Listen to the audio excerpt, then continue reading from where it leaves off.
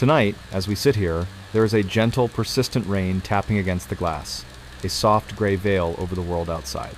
It is the kind of weather that makes you want to pull the blankets a little closer and stay exactly where you are. Today's stories originate from the industrial streets of Youngstown, Ohio, the quiet suburban corners of Wood River, Illinois, and the sun-drenched, secret-filled landscapes of California stretching from the fog of the north to the glitz of Los Angeles. We will also travel to the vast windswept plains of Kansas. And if you'd like, leave a comment and let me know where you're listening from. It's always a pleasure to see where our community is gathering to hear these tales. We begin in the year 2017, in a neighborhood where the facade of a happy relationship was used to mask a crime so brutal it would leave an entire city questioning how well they truly knew the people living right next door. In the year 2017, the city of Youngstown, Ohio, was a place defined by its resilience. It was a landscape of weathered brick and rusted steel, where the heavy clouds of the Midwest often hung low over the Mahoning River. For Shannon Graves, a vibrant 28-year-old woman, these streets were more than just a backdrop. They were the stage for a life she lived with infectious enthusiasm. Shannon was the kind of person who remembered every birthday and never missed a chance to gather her friends for a night out. She moved through the world with a sense of security, believing that the familiarity of her hometown acted as a shield. Her life was a tapestry of ordinary moments, the morning mist on the windshield, the sound of the local radio station, and the comfort of returning to a home she shared with a man she loved. It was a picture-perfect illusion of normalcy, painted in the muted tones of a hardworking American town. At the center of Shannon's world was the man she knew as Anthony Gonzalez. To the neighbors and friends who saw them together, Anthony was the ultimate good guy. He was charismatic and disarmingly friendly, always ready with a firm handshake or a helpful hand with a heavy load. He had a way of looking people in the eye that made them feel heard, a trait that allowed him to slip into the social fabric of Youngstown without anyone questioning where he had come from. He and Shannon were inseparable, a couple that seemed to radiate a quiet, stable happiness. But Anthony was a carefully maintained fiction, a mask of empathy and kindness worn by a man named Arturo Novoa. Arturo was not just a liar, he was a craftsman of identity. He had built the persona of Anthony Gonzalez from the ground up, using it to hide a history that he wanted the world to forget. While Shannon saw a partner she could trust with her life, the reality was that she was living with a predator who had spent years perfecting his mask, waiting for the perfect moment to reveal the darkness he kept hidden behind his charming, rehearsed smile. The air in Youngstown turned heavy in those early months of 2017, a thick humidity that often broke into sudden, violent thunderstorms. It was during one of these quiet stretches that the light in Shannon's life was abruptly snuffed out. There was no public outcry, no scene on the sidewalk. Instead, within the confines of the home she shared with the man she called Anthony, a sudden and brutal shift occurred. Shannon Graves was murdered, her life stolen by the very person she should have been safest with. The chaos that followed was not loud. It was the eerie, suffocating chaos of a void. Suddenly, Shannon's phone went dark. Her social media, usually a flurry of activity, fell silent. To those on the outside, it was as if she had stepped into the rain and simply dissolved. Her family, feeling a cold dread settle in their chests, began to reach out, their voices growing more frantic as the days turned into weeks. But while they searched the streets, desperate for a glimpse of her, the man who had taken her from them was already orchestrating a new reality, weaving a web of lies to explain away the sudden, chilling absence of the woman everyone loved. To understand the sheer darkness inhabiting Arturo Novoa, you have to look past the charming Anthony Gonzalez persona and into the cold, industrial way he handled the aftermath of his crime. Arturo wasn't a man who panicked. He didn't flee the state or go into hiding. Instead, he stayed exactly where he was, operating with a level of detachment that is truly hard to wrap your head around. Within days of Shannon's disappearance, the home they had shared underwent a chilling transformation. It was no longer a sanctuary of love. It had become a laboratory of the macabre. Arturo invited his new lover, Katrina Layton, to move in with him, effectively replacing Shannon in her own bed while her presence still lingered in every corner of the house. Together, they began a period of meticulous, horrifying preparation aimed at one thing: total erasure. Arturo's psychology was not one of remorse, but of cold-blooded logistics. He viewed Shannon's body not as a human being he had once cared for, but as a piece of evidence that needed to be dismantled. He and Katrina began the process of dismembering her remains, a task that required a level of stomach-churning resolve that most people cannot even imagine. They worked in the quiet of that Youngstown home, perhaps while the television hummed in the background to mask any sound, turning a place of life into a site of systematic destruction. But dismemberment wasn't enough for Arturo. He wanted Shannon to vanish from the physical world entirely. He sourced heavy-duty acids, intending to submerge the remains and dissolve them until nothing, not even a fragment of bone, was left to tell the story of what happened in that house. It was a calculated, chemical approach to murder. The air in the home, once filled with the scent of Shannon's perfume, was now likely thick with the acrid, stinging fumes of industrial cleaners and corrosive liquids. This wasn't just a cover-up, it was a psychological statement. By attempting to dissolve her, Arturo was attempting to prove that he could play God, that he could take a vibrant, 28-year-old woman and turn her into a liquid that could be poured down a drain and forgotten. This period of cleanup showed the world who Arturo Novoa really was. A predator who didn't just kill, but who found a dark, methodical satisfaction in the process of making his victims disappear. As the calendar pages flipped from the damp onset of spring into the sweltering, oppressive heat of July in 2017, the investigation into the disappearance of Shannon Graves began to stall out in the most agonizing way possible. In the windowless rooms of the Youngstown Police Department, the file on Shannon was growing thicker with reports, but thinner on actual hope. Every time an investigator sat down across from the man they knew as Anthony Gonzalez, they weren't looking at a suspect, they were looking at a grieving partner. This was the first and most formidable barrier in the case, the alias. Arturo Novoa had done more than just change his name. He had curated an entirely different soul. When detectives ran his name through their databases, they found the clean record of a man who seemingly didn't have a shadow. The red flags that usually pop up in domestic cases, past calls for service, restraining orders, a history of escalation, were hidden behind the ironclad mask of Anthony. The police were essentially chasing a ghost, led by a man who had built a life out of thin air. Outside the station, a psychological barrier had settled over the community like a thick summer fog. In a tight-knit place like Youngstown, people rely on their gut feelings about their neighbors, and their guts told them that Anthony was one of the good ones. He was the man who would help you jumpstart your car in a downpour or offer a friendly wave from his porch. This social armor made it nearly impossible for the truth to leak out. Neighbors who might have seen Arturo and his new lover, Katrina Layton, moving heavy, plastic-wrapped items in the dead of night, or who might have caught the sharp, acrid scent of chemicals wafting from the vents, simply tucked those observations away.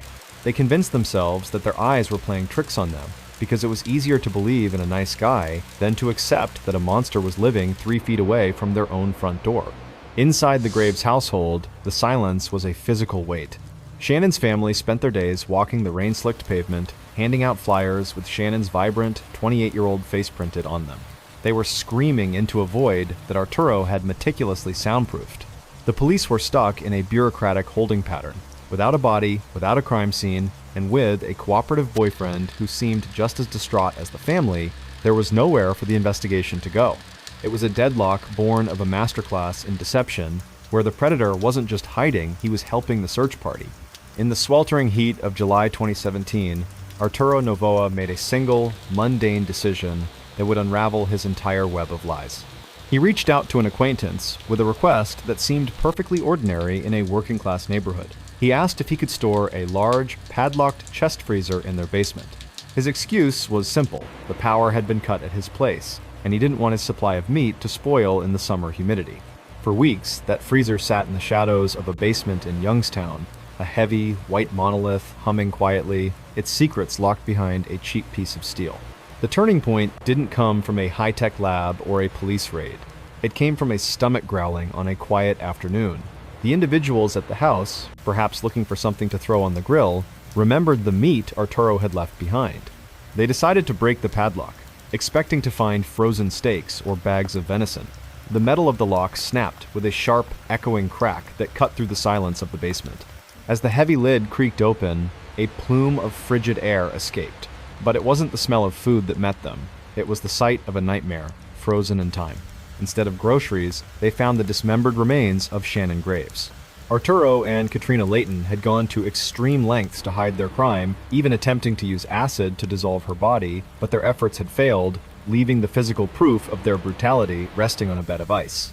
In that one moment of domestic curiosity, the charismatic Anthony Gonzalez vanished, and the monster, Arturo Novoa, was finally dragged into the light. The trial that followed in 2019 was a cold, clinical stripping away of the mask Arturo Novoa had worn so effectively. In the sterile environment of the courtroom, the man who had convinced a neighborhood he was Anthony Gonzalez stood exposed as a calculated killer. The air in the room was heavy, not with the humidity of a Youngstown summer, but with the suffocating weight of justice finally arriving for Shannon Graves. Jai. Arturo Novoa sat in silence, as the details of his betrayal were laid bare. He had not only stolen Shannon's life, but had attempted to dissolve her very existence using industrial acid, a plan that failed only because of the stubborn physical reality of his crime.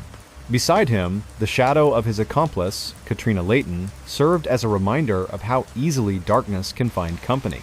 When the gavel finally fell, Arturo was sentenced to 48 years in prison, a near lifetime behind bars, for a man who thought he could lie his way out of a murder.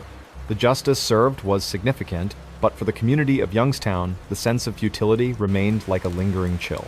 They had to reckon with the fact that a predator had lived among them, smiling and waving, while a freezer in a nearby basement held a gruesome secret. The lesson learned was a bitter one, that the illusion of normalcy is often the most dangerous weapon a predator possesses. Shannon Graves was finally given a proper resting place, no longer a missing person or a collection of remains, but a daughter and a friend whose memory would far outlast the lies of the man who tried to erase her. But while the discovery in that Youngstown basement brought a terrifyingly swift end to the mystery of Shannon Graves, some secrets are not revealed in months. Some truths are buried under the weight of decades, waiting for the world to catch up with the science required to uncover them. Which brings us to 1978, in the quiet suburban town of Wood River, Illinois. A young woman named Carla Lou Brown was about to start a new chapter of her life, unaware that her story would become a landmark in criminal history, not because of how she disappeared, but because of the tiny, microscopic evidence she left behind to point toward her killer. In the sweltering heat of 1978, the town of Wood River, Illinois, was the kind of place where the passage of time felt slow and heavy, much like the humid air that rolled off the Mississippi River. It was a community built on the quiet rhythms of suburban life, where the sound of children playing on sun-drenched sidewalks and the distant hum of lawnmowers defined the atmosphere. For Carla Lou Brown, this particular summer felt like the dawn of a new era. At just 22 years old, she was standing on the threshold of the life she had always dreamed of. On the 21st of June, 1978, she and her fiancé were in the middle of that beautiful, exhausting chaos that comes with moving into a new home. The house was filled with the scent of fresh paint and the earthy aroma of stacks of cardboard boxes. To Carla, every unpacked crate represented a brick in the foundation of her future. There was a profound sense of peace in the mundane tasks, figuring out where the silverware should go, deciding which corner would catch the best morning light for her plants, and laughing with her fiancé over the small absurdities of a shared life.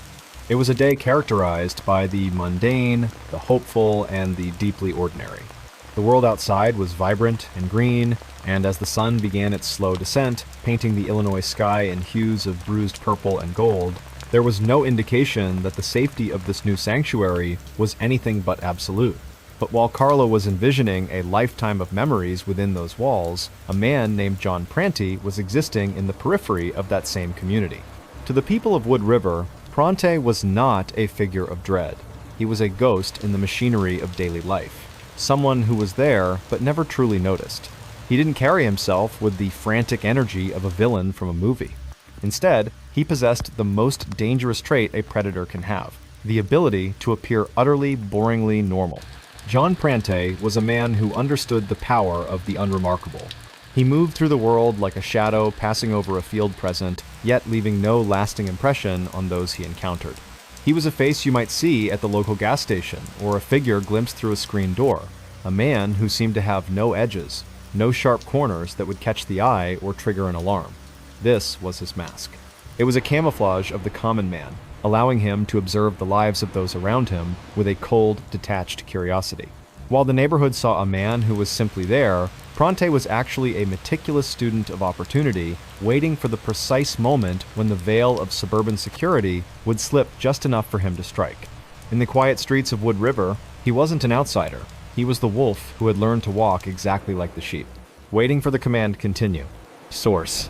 You said, Pardon, MrBallen, Custom Gem, Show Thinking.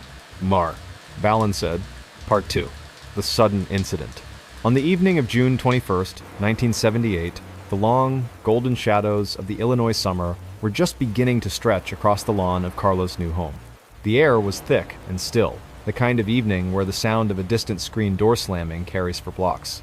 Carla Lou Brown was alone in the house for a brief window of time, moving between rooms that still echoed with the hollow sound of a place not yet lived in.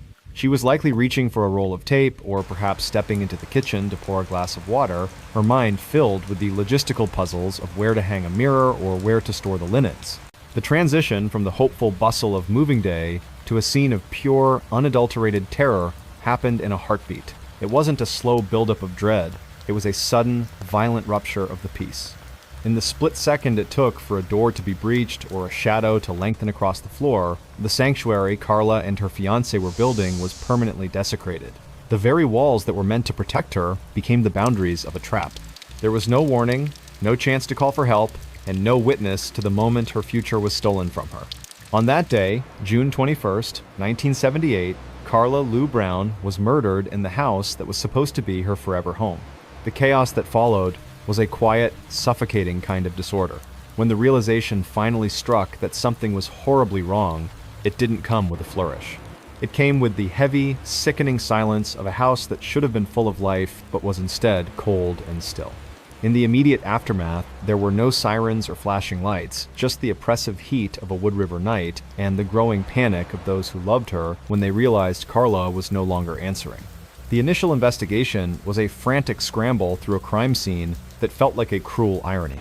Investigators moved through rooms filled with unpacked boxes and the brand new belongings of a young couple, their flashlights cutting through the darkness to reveal a scene of absolute brutality. The struggle had been fierce, but it had been contained within the silence of those four walls. While the rest of the neighborhood slept, unaware of the nightmare that had unfolded just feet away, the police began the grueling task of trying to piece together how a woman's life could be extinguished so quickly in such a seemingly safe environment. The initial chaos wasn't found in a frantic chase through the streets, but in the shattered remains of a dream, leaving behind a cold case that would haunt the town for decades. To understand the darkness that inhabited John Prante, you have to look past the unassuming face of a local resident and into the mind of a man who saw a moving day not as a new beginning, but as a window of extreme vulnerability. John Prante was not a man of grand cinematic villainy. He was a predator of opportunity, a watcher who thrived in the spaces between the busy lives of others. His preparation didn't involve building a secret basement or soundproofing a room with foam. Instead, he used the psychological soundproofing of a quiet, trusting community to his advantage. He understood that in a town like Wood River, a man walking down the street with a purpose, even if that purpose was dark, was rarely questioned. The psychology of John Prante was rooted in a terrifyingly personal brand of violence. While some killers keep their distance, Prante's actions on that June day in 1978 revealed a person who sought a horrific level of physical intimacy with his victim. The most chilling evidence left behind wasn't a weapon or a fingerprint, but something far more primal: bite marks found on Carla Lou Brown's body.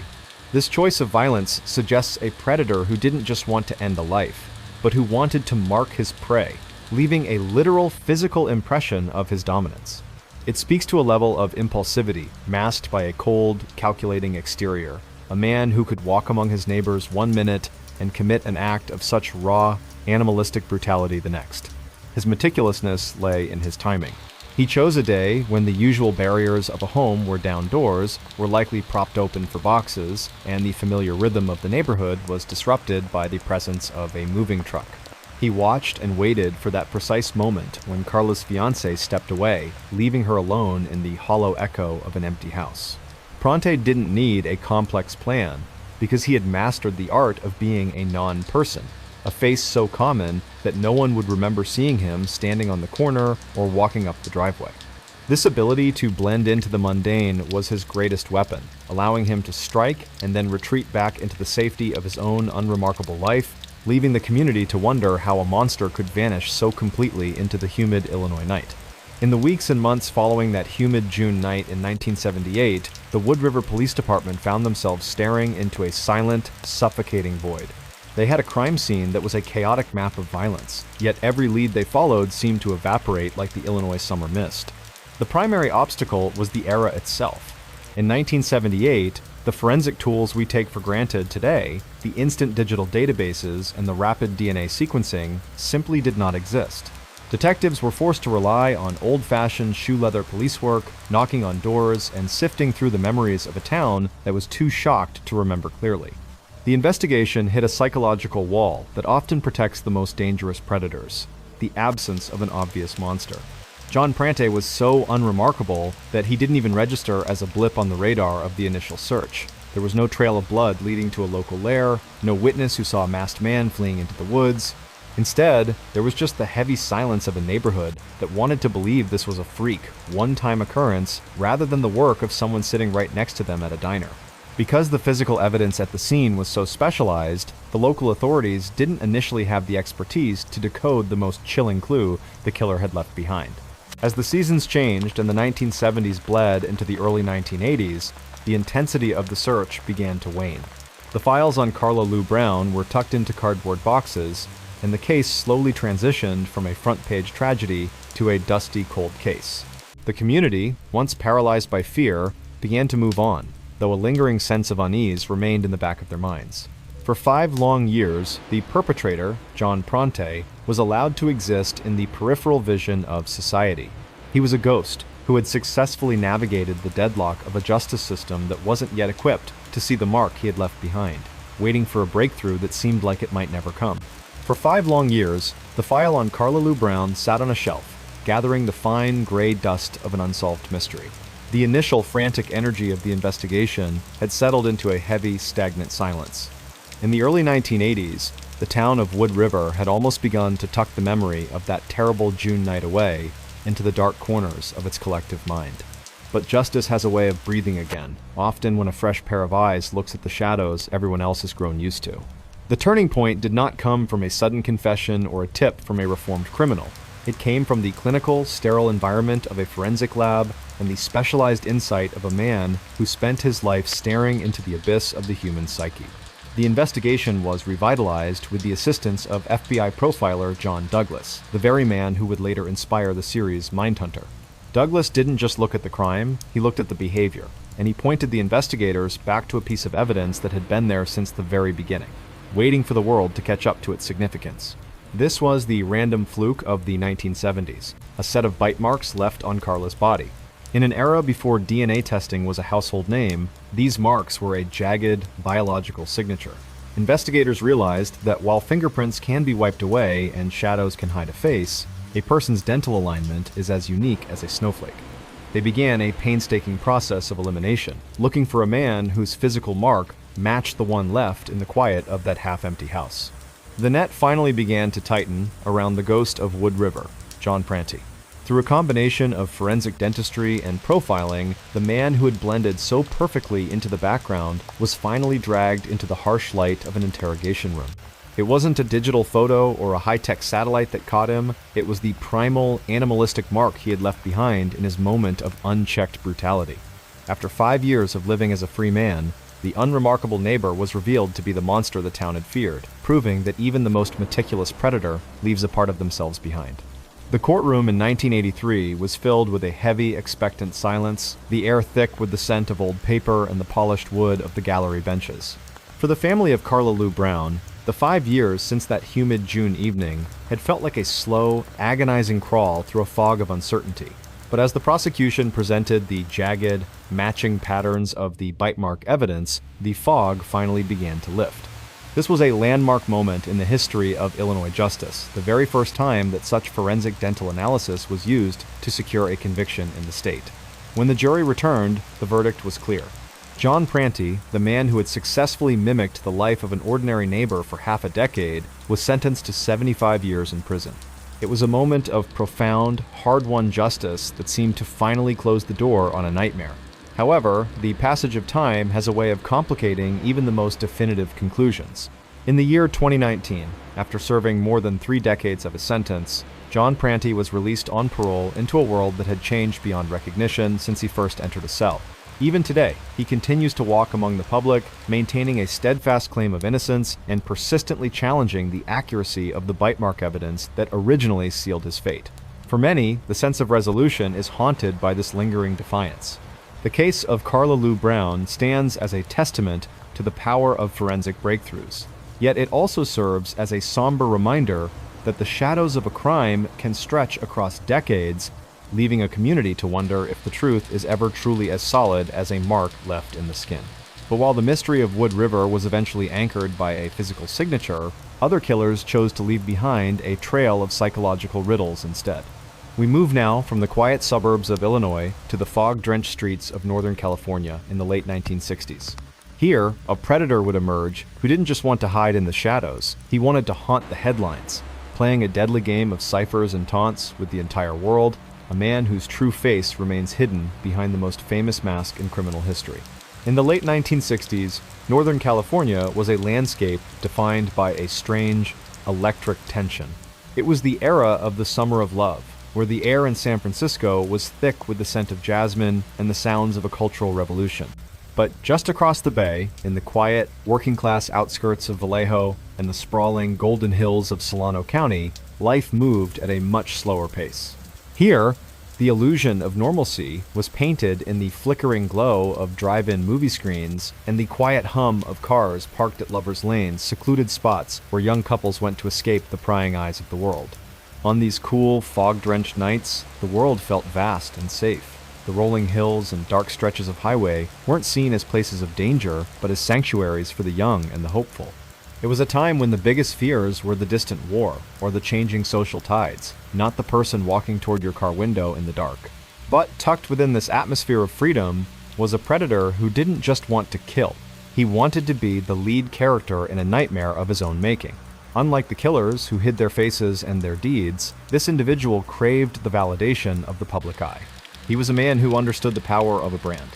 While he walked the streets as an anonymous citizen, perhaps a neighbor, a coworker, or the man standing behind you in line at the grocery store, he was meticulously crafting a persona that would haunt the American psyche for decades.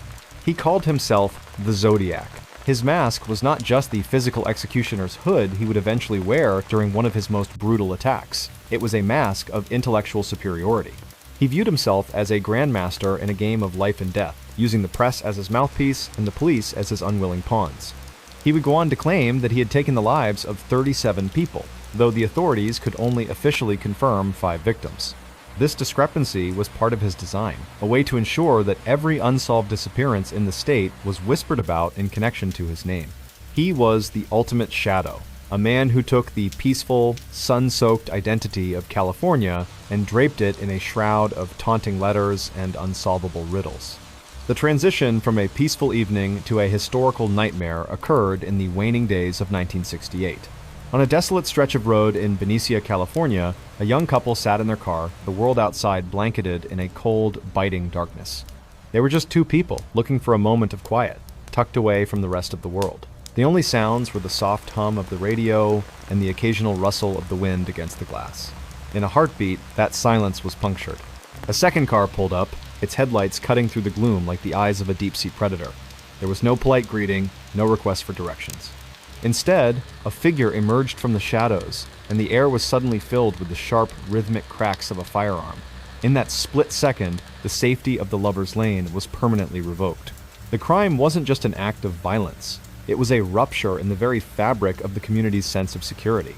The chaos that followed was a slow-motion descent into terror. As the echo of the gunshots faded into the night, the perpetrator didn't flee in a panic. He moved with a chilling, deliberate calm, leaving behind a scene of absolute devastation. When the authorities arrived, they found a crime scene that offered almost nothing in the way of clues, just the cooling metal of a car and the heavy, oppressive silence of the California hills. This was the first of 5 officially confirmed strikes that would occur between 1968 and 1969. Each incident followed a similar pattern of sudden, unexplained brutality, followed by a total disappearance into the fog.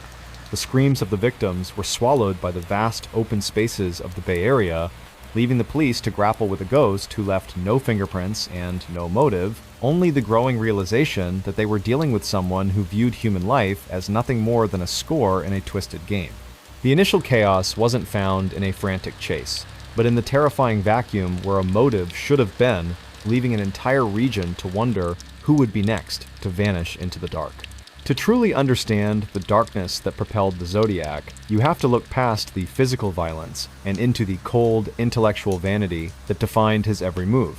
While many predators are driven by a sudden, white-hot rage or a desperate need for control, the Zodiac was fueled by a craving for a very specific kind of immortality, the kind that only comes from being the smartest person in a room of terrified people.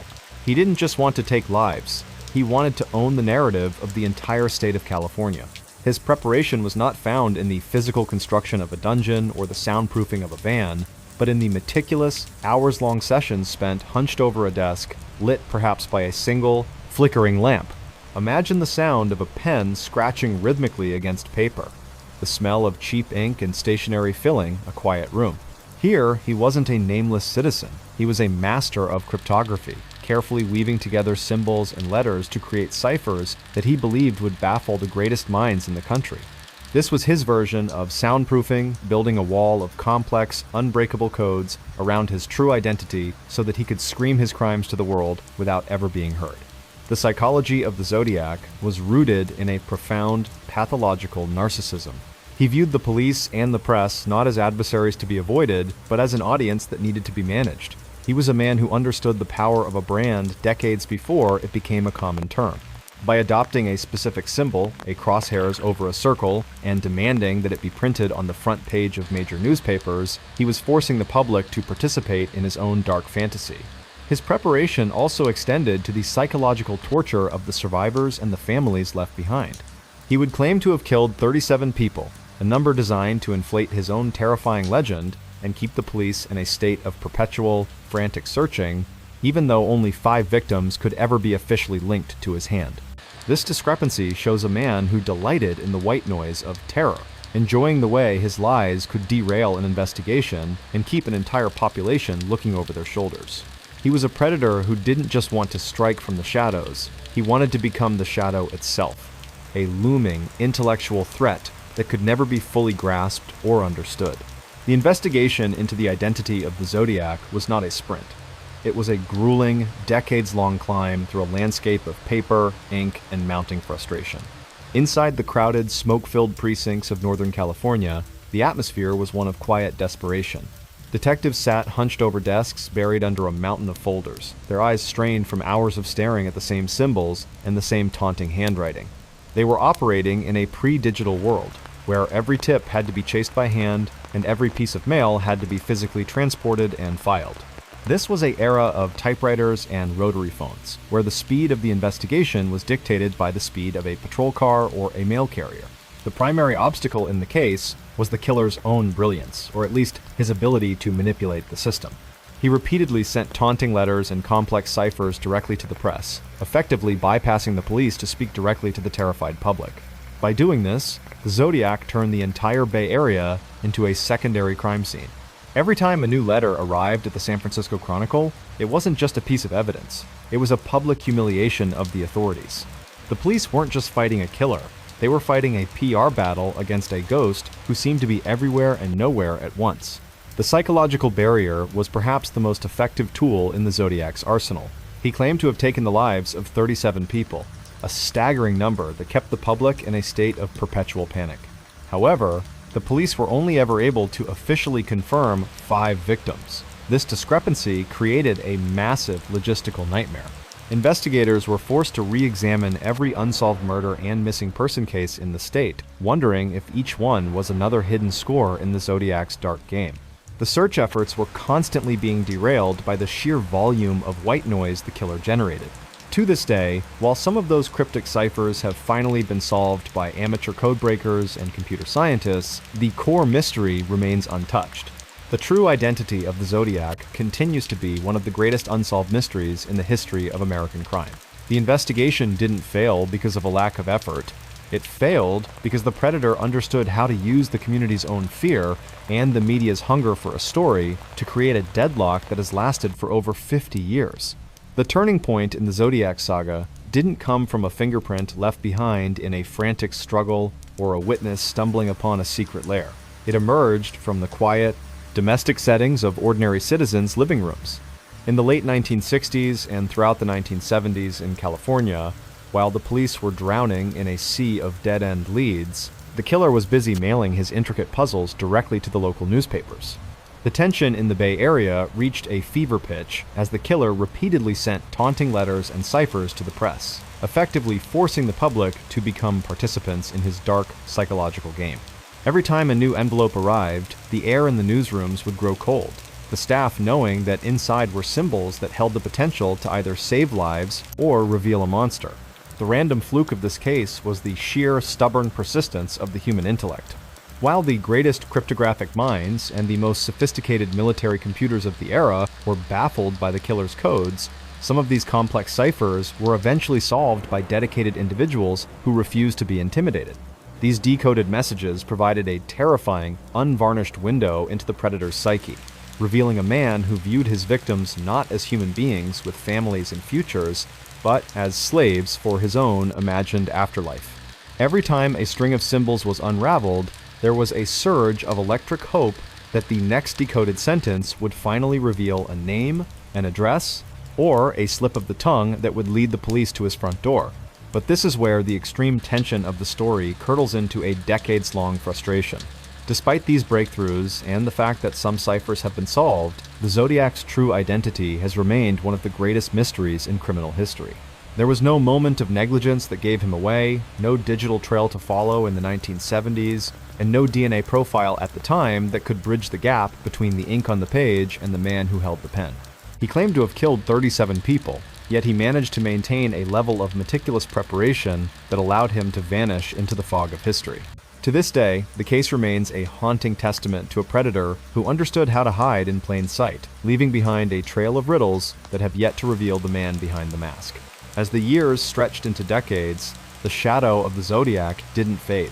It simply became a permanent fixture of the American landscape. In the quiet, climate-controlled archives of California police departments, the case files have turned a brittle, pale yellow, their edges frayed by the hands of hundreds of investigators who hope to be the one to finally crack the code. There is a profound sense of futility that hangs over these boxes of evidence. Unlike cases where a sudden DNA match or a hidden freezer provides a definitive end, the Zodiac story remains an open wound. The silence that eventually followed his last letter was not the silence of peace, but the cold, unsettling silence of a predator who simply chose to stop talking. The fate of those involved is a study in unresolved grief. For the families of the 5 confirmed victims, justice remains a phantom, a promise made in 1969 that has never been fulfilled. They are left to live in the shadow of the killer's self-proclaimed tally of 37, a number that continues to haunt every unsolved disappearance from that era. To this day, the Zodiac's true identity remains one of the greatest mysteries in criminal history, a dark void where a name and a face should be.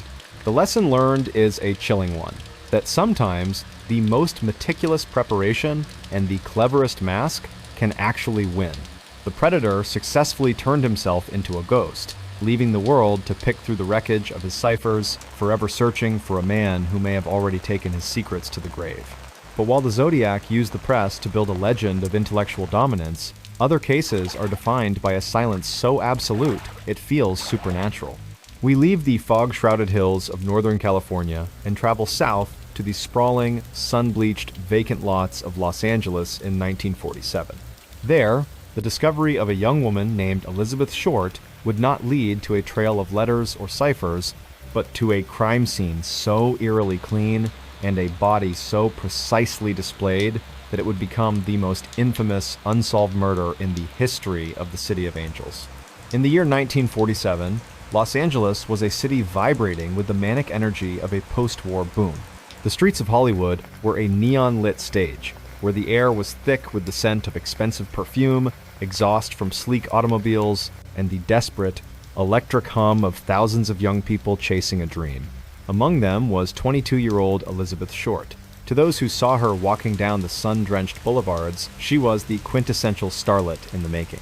She was striking, with jet black hair that contrasted sharply against her pale skin, often adorned with a single white gardenia. Elizabeth's daily life was a masterclass in the illusion of normalcy. She moved through the drugstores, the casting offices, and the crowded bars with a practiced grace, her eyes always scanning the room for the opportunity that would finally launch her career. She lived in a world of shared apartments, borrowed dresses, and the quiet, persistent hope that the next phone call would change everything. To the waiters who served her coffee and the fellow boarders who passed her in the hallway, Elizabeth was just another beautiful face in a city full of them, a young woman whose biggest struggle was making her meager savings last until the end of the month. The world felt wide open and full of promise, a place where a girl from Massachusetts could reinvent herself as a silver screen goddess. But while Elizabeth was navigating the glittering facade of Hollywood, a predator was moving through that same city, hidden behind a mask of absolute chilling competence. This was not a monster who lurked in the shadows of a dark alley. This was someone who could walk into a crowded room and blend perfectly into the background of a sophisticated society.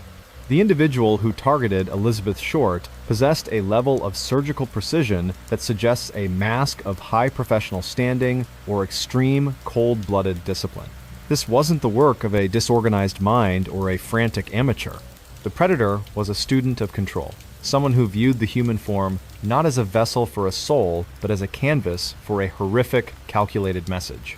While the rest of Los Angeles was distracted by the glitz and glamour of the film industry, this person was meticulously preparing for a crime that would shatter the city's sense of security forever. They were a non-person, a shadow that moved with a purpose so dark it remained invisible even as it stood right next to its prey. In a city where everyone was trying to be seen, this predator's greatest strength was their ability to remain utterly, terrifyingly unnoticed. The transition from the vibrant, bustling streets of downtown Los Angeles to a scene of absolute silent horror occurred in the early morning hours of January 15th, 1947. In a vacant lot on South Norton Avenue, the world was still and cold, the dew clinging to the weeds in the gray light of dawn. A local resident was walking with her young daughter, their footsteps the only sound in the quiet neighborhood. In a heartbeat, her gaze fell upon what she initially thought was a discarded store mannequin, broken and left in the tall grass. The sudden incident wasn't a scream heard in the night, but the suffocating realization of a mother as she drew closer.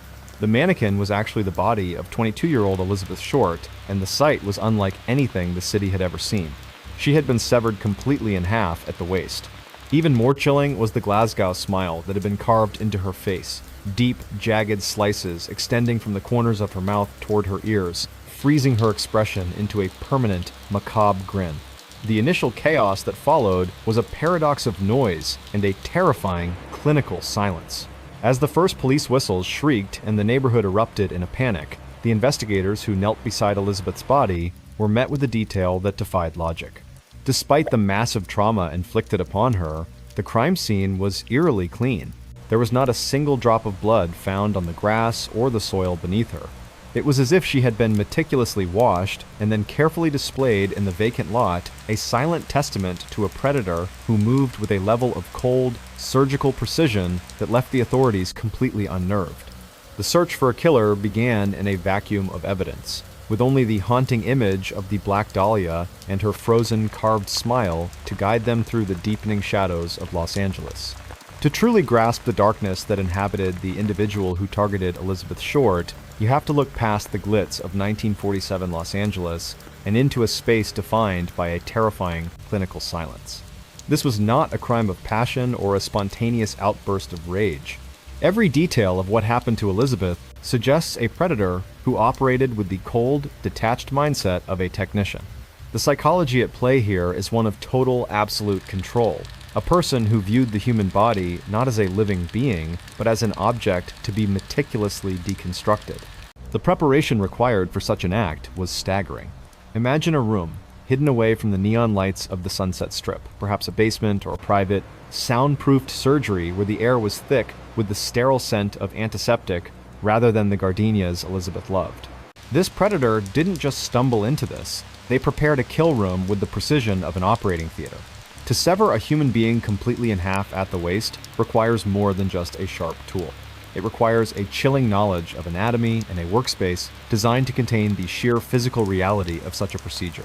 This suggests a killer who likely had a background in medicine or taxidermy, someone comfortable with the quiet, rhythmic work of a blade. The most disturbing evidence of this meticulous preparation was found not in what was at the scene, but in what was missing. When Elizabeth Short's body was discovered in that vacant lot in Los Angeles, the most jarring detail was that the crime scene was eerily clean. There was not a single drop of blood found on the parched earth or the surrounding weeds. This means the predator had to have killed her elsewhere, meticulously drained her of every ounce of blood, and then washed her body with a haunting, ritualistic care before transporting her to that lot. This level of cleanup reveals a psychology of extreme narcissism and arrogance. The killer wasn't just hiding their tracks, they were staging a masterpiece. By carving a Glasgow smile into her face, deep, jagged slices extending from the corners of her mouth, they were ensuring that, even in death, Elizabeth would play a role in their dark theater. They wanted the world to see their work, but they wanted to remain the invisible director behind the scenes. This predator thrived in the vacuum they created, a space where hundreds of suspects would eventually be interrogated, yet the truth would remain as pristine and untouchable as that bloodless patch of dirt in the vacant lot. They weren't just a murderer, they were a ghost with a scalpel, lurking in the very heart of the City of Angels. In the weeks following the discovery in that weed-choked lot in 1947, the Los Angeles Police Department was transformed into a hive of frantic, yet ultimately futile activity. Inside the precinct, the air was thick with the gray haze of cigarette smoke and the rhythmic, metallic clatter of dozens of typewriters, all churning out reports that led nowhere. Detectives, their sleeves rolled up and their faces lined with exhaustion, stared at the photographs of the young woman they now called the Black Dahlia, her face frozen in that horrific, carved grin. They were looking for a single thread to pull a witness, a weapon, a motive, but the City of Angels offered only a terrifying, empty silence. The primary obstacle was the sheer, surgical cleanliness of the vacant lot on South Norton Avenue. Search efforts were failing because the predator had left behind an absolute void where evidence should have been.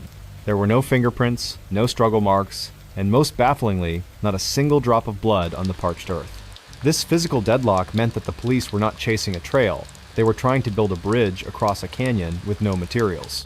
The forensic tools of 1947 were primitive, unable to bridge the gap between a washed, displayed body and the secret room where the crime actually occurred.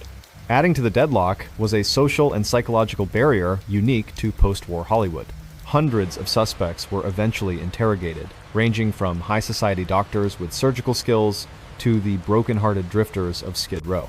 But Los Angeles in 1947 was a city built on the very idea of reinvention and secrets.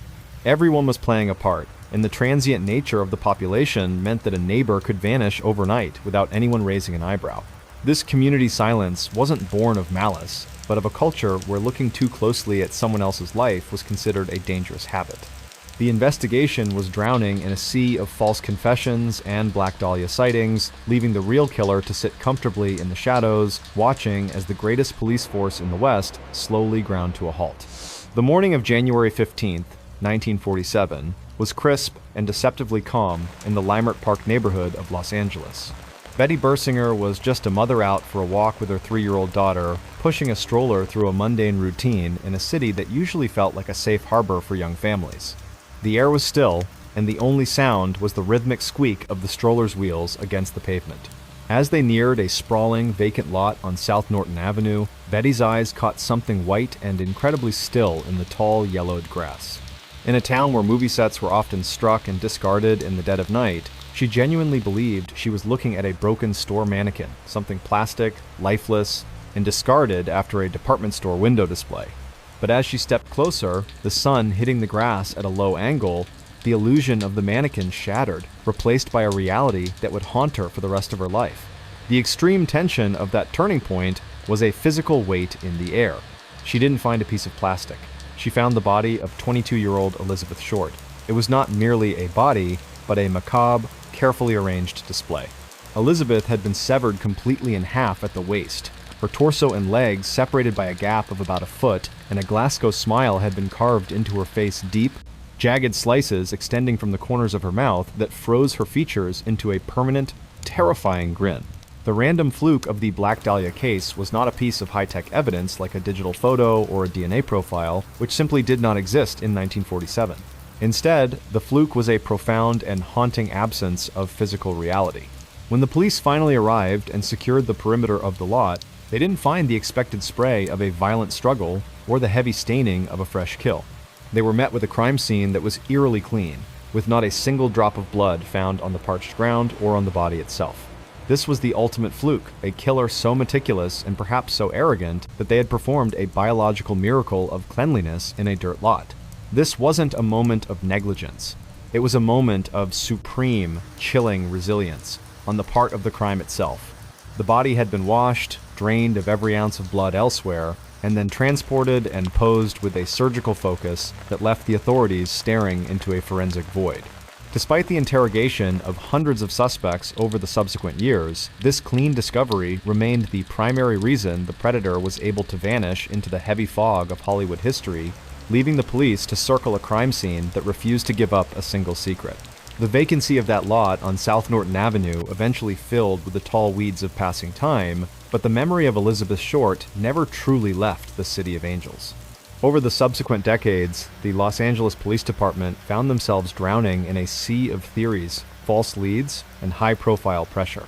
They would eventually interrogate hundreds of suspects, ranging from skilled surgeons to local drifters, yet every trail eventually vanished into the thick Hollywood smog. The Black Dahlia, as the press had dubbed her, became a permanent fixture of American folklore, a symbol of the dark, jagged undercurrent that flows beneath the glamour of the silver screen. In the end, justice in the case of Elizabeth Short proved to be an exercise in absolute futility. Despite the horrific nature of the crime, the precise bisection of her body, and the jagged Glasgow smile carved into her face, the killer was never caught. The case remains unsolved to this day, a haunting cold case that serves as a reminder of a predator who possessed the terrifying discipline to leave behind an eerily clean crime scene. Elizabeth Short, the young woman who came to Los Angeles chasing a dream, instead became the victim of a nightmare that has no final chapter. But while the killer of the Black Dahlia was a phantom who sought a chilling, clinical silence, our final story involves a man who craved the spotlight above all else. We leave the sun-bleached lots of 1947 California and travel to the quiet, suburban heartland of Wichita, Kansas, in the year 1974. There, a man would emerge who didn't just want to hide in the shadows. He wanted to be the one who named the darkness. He would give himself a terrifying three-letter nickname and spend decades taunting the authorities, never realizing that his own need for attention would eventually be his undoing.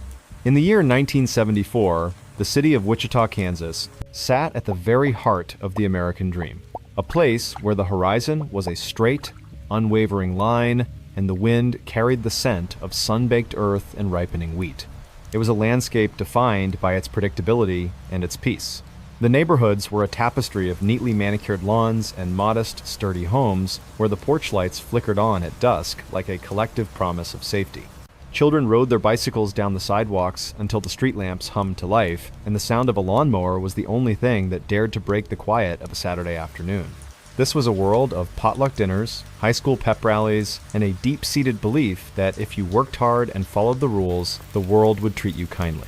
It was the ultimate illusion of normalcy, a sanctuary of middle American values where the doors were often left unlocked and the neighbors weren't just acquaintances, but guardians of one another's peace. But moving through these sun-drenched streets was a man who had mastered the art of the invisible. Dennis Rader was not a stranger. He was a fixture of the community. To anyone who crossed his path, he was the very picture of a rigid, perhaps slightly overzealous civil servant. As a city compliance officer, he spent his days patrolling the neighborhoods, notebook in hand, looking for the smallest infractions. He was the man who noticed if your hedges were overgrown or if your car was parked a few inches too far from the curb. This role gave him a sense of small-scale power, a way to exert control over his surroundings under the guise of civic duty.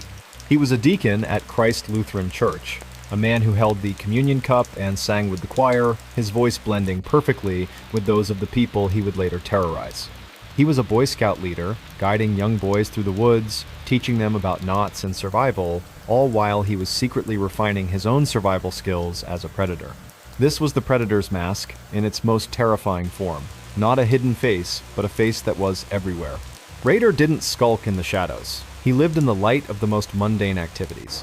He was the husband who came home to his wife and children every night, the father who helped with homework, and the neighbor who attended the block party. He used the very rules he enforced by day as a blueprint for the chaos he intended to sow by night. His mask was so well constructed, so rooted in the boring details of everyday life, that no one could have possibly imagined the acronym he had coined for himself, BTK, standing for bind, torture, kill.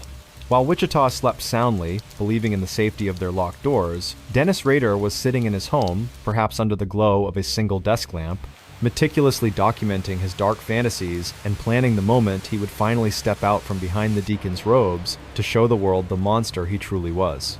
On the morning of January 15, 1974, the winter air in Wichita was sharp enough to sting the lungs. Inside a modest home on North Edgemore Street, the Otero family was beginning their day with the familiar clinking sounds of breakfast and the hurried preparation for school and work. Joseph and Julia Otero, along with two of their children, moved through the house in a dance of domestic habit that had been performed 1,000 times before. There was no sense of impending doom, no shadow falling across the kitchen table, only the mundane concerns of a Tuesday morning. But the transition from safety to slaughter happened in the space of a single heartbeat. As the back door was breached, the sanctuary of the Otero home was permanently violated. A man stepped out of the freezing morning and into their lives, wielding a firearm and a terrifying, cold-blooded resolve. In that split second, the trajectory of the family's life was shattered. The sudden incident was not a loud explosion, but the terrifyingly quiet click of a door latch and the sudden, impossible presence of a stranger in a space where only loved ones were supposed to be. The chaos that followed was a muffled, suffocating nightmare.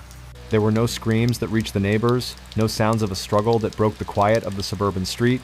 Instead, there was the frantic, desperate sound of heavy breathing and the rhythmic thud of footsteps on carpet as the predator began to implement the method he had spent months dreaming about. He didn't just want to kill, he wanted to control every second of their final moments. He moved with a clinical efficiency, utilizing the very skills he had practiced to begin the process of binding his victims. The initial chaos was found in the wide, disbelieving eyes of the children and the agonizing realization of the parents that they were powerless to protect their own. As a light winter rain began to tap against the window panes, mixing with the frost, the Otero family was forced into a terrifying new reality.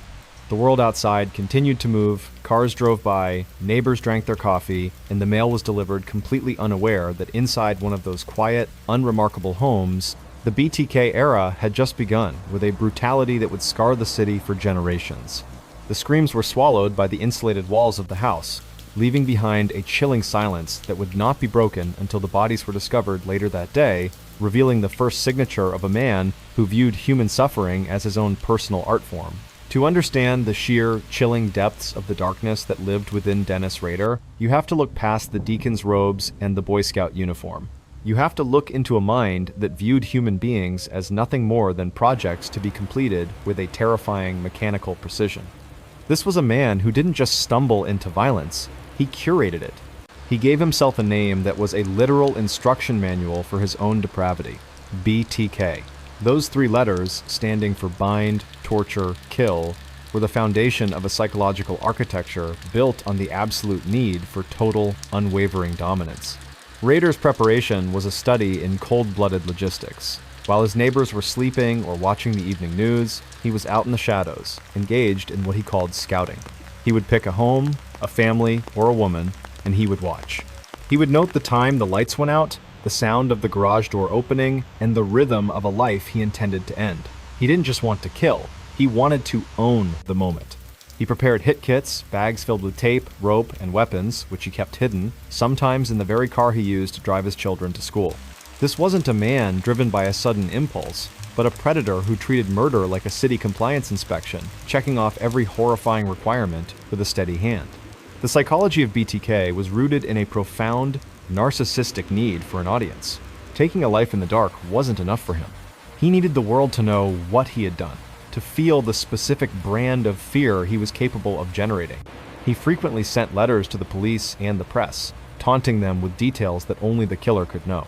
He even sent items belonging to his victims, small trophies of a life he had extinguished, as if he were showing off a collection of rare stamps.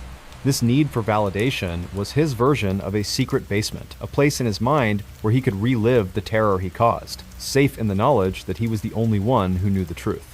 He was a man who lived a double life with a terrifyingly high degree of success, blending the mundane duties of a suburban father with the meticulous preparation of a serial killer, never suspecting that his own arrogance would be the very thing that eventually led the world to his door. In the wake of the 1974 attacks, a heavy, suffocating silence descended upon the city of Wichita. The police departments were not just busy, they were drowning in a sea of paper and dead ends. Every ring of the telephone sent a jolt of adrenaline through the detectives, but more often than not, it was just another false lead or a terrified citizen reporting a shadow that turned out to be a tree branch. The primary obstacle was the sheer, calculated arrogance of the man they were hunting. He wasn't just a killer, he was a ghost, who enjoyed the sound of his own name. The police deadlock was exacerbated by the killer's own need for the spotlight. Dennis Rader, using his BTK moniker, which stood for bind, torture, kill, frequently sent letters and items belonging to his victims to the police to boast about his crimes. These weren't just messages, they were psychological grenades. He would describe the details of the murders with a cold, clinical detachment that left even the most seasoned investigators shaken. Yet, despite these communications, there was no physical trail. In the 1970s and 80s, there were no fingerprints that matched anything in the system, no witnesses who could describe anything more than a normal-looking man, and no DNA technology at the time to pull a profile from the saliva on the stamps he licked. The social and psychological barriers were perhaps the most frustrating aspect of the entire investigation. Wichita was a town where people trusted their neighbors implicitly. The idea that a monster could be a deacon at a local church or a city compliance officer was simply beyond the collective imagination. Search efforts often failed because the profile the authorities were looking for was that of a frantic, marginalized loner, not a man who attended city council meetings and led Boy Scout troops. The community silence wasn't a conspiracy of the citizens, it was a total lack of a frame of reference for such a terrifyingly dual existence. As the 1980s bled into the early 1990s, the trail went cold.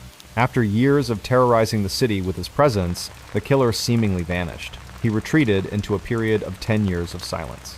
To the police, it felt as though the predator had died, been incarcerated for another crime, or simply moved away.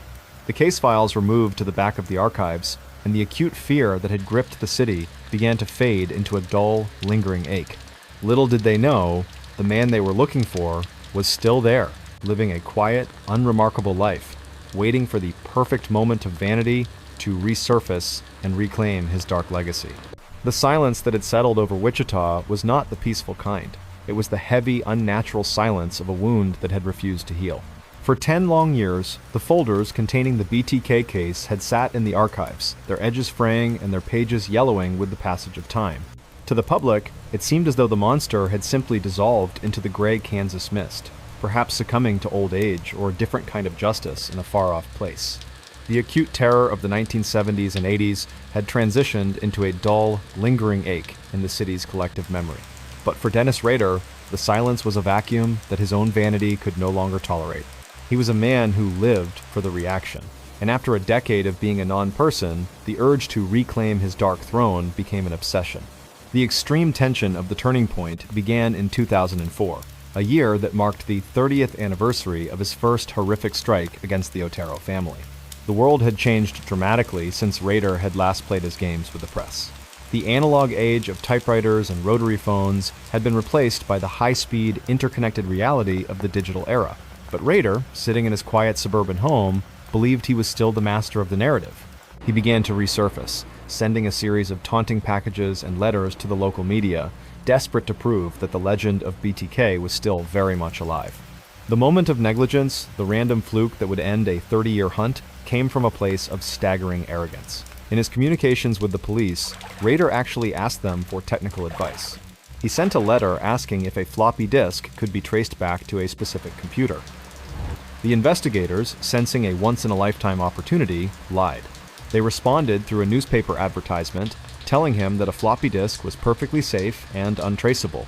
Rader, believing he was still the smartest man in the room, took the bait. In February of 2005, a package arrived at the local television station, KAKE-TV. Inside was a purple 1.44 megabyte floppy disk. It was a small, plastic square that looked utterly harmless, yet it contained the digital DNA of a killer.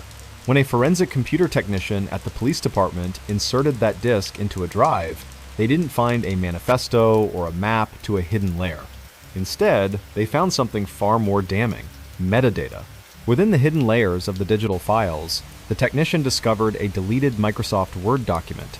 The software revealed two pieces of information that sent a jolt of electricity through the entire task force: the name Dennis and a reference to Christ Lutheran Church. In an instant, the decades of searching were distilled down to a single person. The investigators didn't have to look far. Dennis Rader was not a ghost. He was a prominent member of that very church, a man who had been hiding behind the deacon's robes while the city screamed in the dark. The final realization was a moment of pure crystalline dread for the authorities. They began a frantic, covert surveillance of the good neighbor on North Edgemore Street. To confirm their suspicions without alerting him, they obtained a DNA sample from his daughter's medical records at a local university, specifically a pap smear that had been taken years earlier. When the lab compared the DNA of the daughter to the biological evidence left at the crime scenes decades prior, the match was undeniable. The BTK killer was not a monster from a nightmare. He was the compliance officer, the church leader, and the father of two. The 30-year game was over, ended not by a brilliant detective's hunch, but by the killer's own foolish mistake and the cold, unyielding precision of digital data. The arrest of Dennis Rader on February 25, 2005, didn't just solve a series of cold cases. It shattered the psychological foundation of Wichita. The image of the BTK killer, a name that had functioned as a faceless supernatural nightmare for 3 decades, was suddenly replaced by the mugshot of a 60-year-old man with a sensible haircut and a thin, bureaucratic mustache. The most chilling part of the aftermath wasn't the violence he had committed, but the way he spoke about it once the mask was removed. In the courtroom, Rader delivered a confession that remains one of the most disturbing moments in legal history. He spoke about binding, torturing, and killing with the same flat, clinical tone he might have used to report a zoning violation or a late library book. He didn't ask for forgiveness or show a shred of remorse. Instead, he seemed more interested in the technical details of his own legend, correcting the prosecution on minor points as if he were a professor lecturing on his own dark curriculum. For his family and his church, the discovery was a visceral trauma. The realization that the man who had sat at their dinner table and handed them the communion cup was the same monster who had haunted their city's dreams. In August of 2005, Dennis Rader was sentenced to 10 consecutive life terms, a total of 175 years without the possibility of parole. Because Kansas did not have the death penalty at the time his primary crimes were committed, he was destined to spend the rest of his life in a small, sterile cell at the El Dorado Correctional Facility. But the question of justice in the BTK case remains deeply complicated. For 30 years, Rader lived a full, uninterrupted life. He watched his children grow, he enjoyed the respect of his community, and he breathed the air of a free man while the lives of his 10 confirmed victims were frozen in moments of terror. The capture of Rader stands as a monumental victory for modern forensics and digital evidence, proving that the digital shadows we leave behind are far more permanent than the ink on a page. Yet, there is a lingering bitterness in the realization that it was Rader's own vanity, his inability to remain forgotten rather than a stroke of traditional detective genius, that finally led to his undoing. He was a predator who mastered the analog world of the 20th century, only to be effortlessly dismantled by the digital world of the 21st. This concludes our journey through the shadows of these 5 infamous cases, from the quiet suburban horror of Wood River to the neon-lit mysteries of Hollywood and the digital downfall of a Kansas deacon. Each story serves as a somber reminder that while predators often wear the mask of the ordinary, the truth has a way of surfacing, even if it takes 30 years and a purple floppy disk to find the light. And now, as the final pages of these heavy chronicles turn, we let the ink dry. The shadows of those distant streets are retreating, fading into the static of history.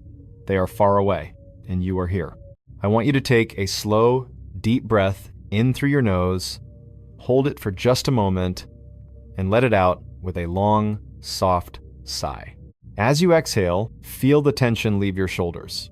Feel the weight of your body beginning to press down, deeper and deeper, into the softness of your bed. Your legs feel heavy, like smooth stones in a quiet stream. Your arms are loose and still. The mattress is rising up to meet you, cradling you, keeping you perfectly safe. Let the cold, hard pavement of the city dissolve. In its place, imagine a vast, ancient forest at the break of dawn. A soft, silver mist hangs between the trees, muffling every sound until the world is wrapped in a blanket of absolute peace. You are walking on a path of emerald moss, soft and cool beneath your feet. The air here is clean, smelling of damp earth and pine, and there is no one here but you and the gentle rhythm of the woods. The stories have ended, the lights have dimmed, the monsters are gone, locked away in the past, and your room is a sanctuary of warmth and stillness.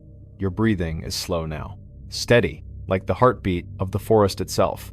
Let your mind drift into that mist, let the silence carry you away. You are protected, you are at peace, you are safe. Sleep now, dream of the quiet trees. Good night, and sleep well.